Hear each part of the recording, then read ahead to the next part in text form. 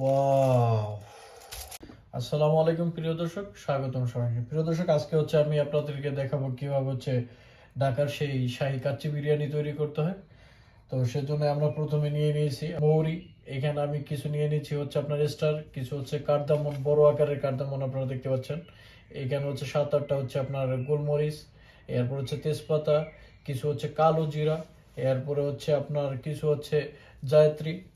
তারপর আপনারা দেখতে পাচ্ছেন আমি কিছু নিয়েছি জায়ফল, একটা জায়ফল নিয়ে নিয়েছি, এখান থেকে আমি হাফ দিয়ে দিব। এখানে আমি 8-9 পিস আপনার আলু বাখারা নিয়ে নিয়েছি। আর এটা আপনারা দেখতে পাচ্ছেন, এটা শাহী কালো জিরা। এটা শাহী জিরার কারণ কাচ্চি বিরিয়ানিতে মেন ইম্পর্টেন্ট। এরপর কিছুটা পাউডার গোলমরিচ, আর কিছুটা লং, কিছুটা এলাচ। আমি এটাকে এখন ব্লেন্ড করে নিব এটার মধ্যে দিয়ে। আপনারা দেখতে পাচ্ছেন আমি এটাকে ব্লেন্ড করে নিয়েছি, একদম মিহি করে নিয়েছি। দেখতে পাচ্ছেন আমি এখানে কিছু আলু নিয়ে নিয়েছি, 5-6টা আলু। এটা মাঝখান থেকে হাফ করে নিয়েছি। এটা কাচ্চি বিরিয়ানির জন্য বেস্ট।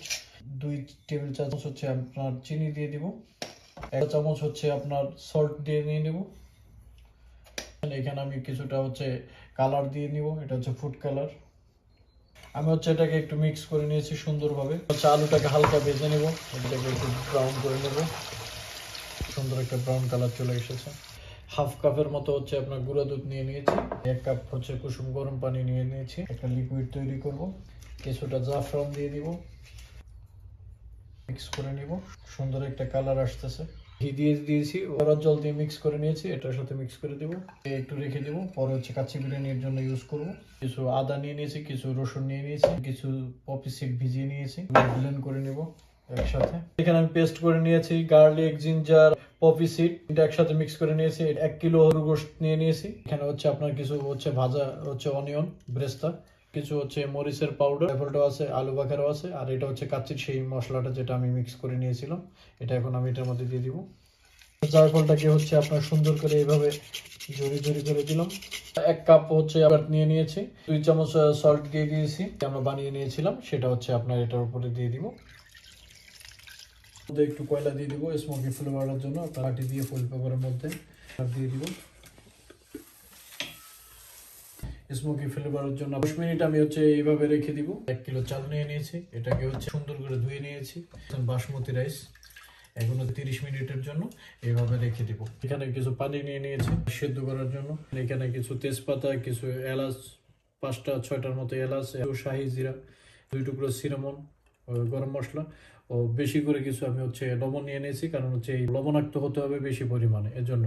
তো এই জন্য আমি কিছু বেশি নিয়ে নিয়েছি। এটা আমি এটার মধ্যে এখন দিয়ে দিই। 3 টেবিল চামচ আপনারা লবণ দিয়ে রাখবেন, কারণ পানিটা একটু বেশি পরিমাণে নোনতা হতে হবে। পানিটা ফুটে গেছে, এখন আমি চালটাকে সুন্দর করে এটার মধ্যে দিয়ে দিব। 50% সিদ্ধ করবো, বেশি করা যাবে না। 50% যখন হয়ে যাবে তখন এটাকে আমি সেঁকে নিব।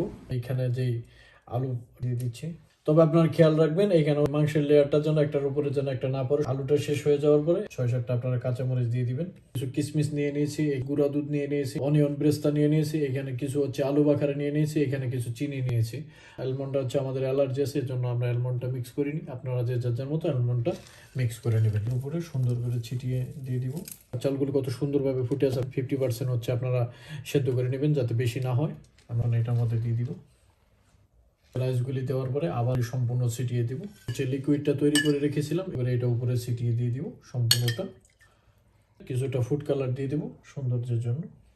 কাচ্চিতে অবশ্যই আপনারা খেয়াল রাখবেন, এটা সুন্দর করে ফয়েল পেপার দিয়ে ঢেকে দিবেন। কাচ্চির দমটা যেন বাইরে কোনোভাবে বের না হতে পারে। যাদের ফয়েল পেপার নাই, আটা দিয়ে আটকে দিবেন, যাতে এই হিটটা যেন বাইরে কোনোভাবে বের না হতে পারে।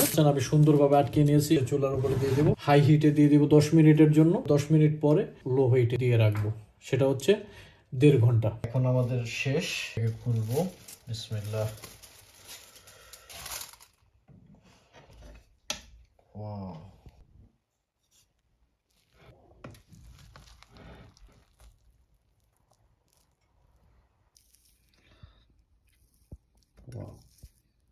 বিসমিল্লাহির রহমানির রহিম। এই আমাদের কাচ্চি।